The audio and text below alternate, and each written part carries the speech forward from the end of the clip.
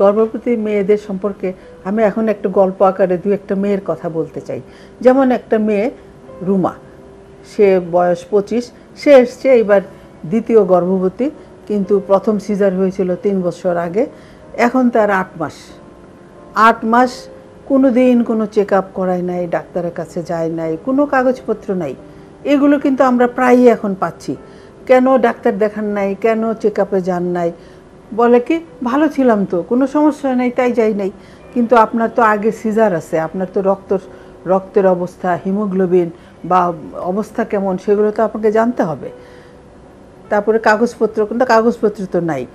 এখন যদি আমি তাকে হঠাৎ করে ইনভেস্টিগেশন করাই, দেখা যায় এই গত মাসেই আমি এই 2-3টা কেস এরকম পেয়েছি, তার হিমোগ্লোবিন 6-7 গ্রাম। এখন সে আসছে যে আমাকে সিজারের ডেট দেন।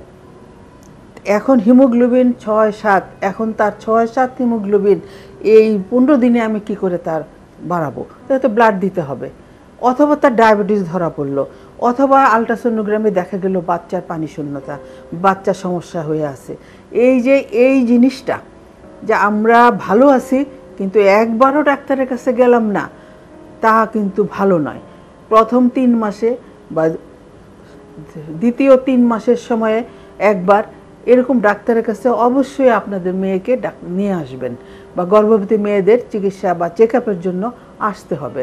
তার এই হিমোগ্লোবিনটা দেখা দরকার, ব্লাড গ্রুপটা দেখা দরকার, ডায়াবেটিস আছে কিনা, রক্তে সুগার, এটা পরীক্ষা করতে হবে, এবং একটা আলট্রাসোনোগ্রাম করে বাচ্চার অবস্থান প্রতি 2 মাস অন্তর হলেও একবার করে তার বাচ্চার অবস্থাটা দেখতে হবে। এখন তো আমার হাতে চিকিৎসার সময় নাই, তাকে 2 সপ্তাহের মধ্যে তাকে অপারেশন করতে হবে। কিভাবে আমরা এই রোগীকে এই 2 সপ্তাহের মধ্যে অপারেশনে ফিট করাবো? তাহলে এটা কিন্তু আমাদের সবার, গার্জিয়ানদের এবং গর্ভবতী মেয়েকে, তার স্বামীকেও মাথায় রাখতে হবে। আপনাদের স্বাস্থ্য বিষয়ে সচেতন করার জন্যই আমাদের এই আয়োজন। তাই প্রতিনিয়ত স্বাস্থ্য বিষয়ে বিভিন্ন টিপস পেতে আমাদের চ্যানেলটি সাবস্ক্রাইব করুন এবং বেশি বেশি লাইক ও শেয়ারের মাধ্যমে সবাইকে আমাদের সঙ্গে সংযুক্ত হবার সুযোগ করে দিন।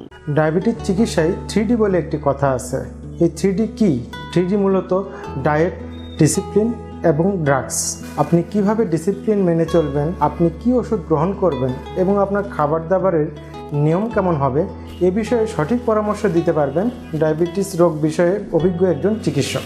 তাই এ বিষয়ে সমন্বিত সেবা দিতে আমরা রয়েছি আপনার পাশে।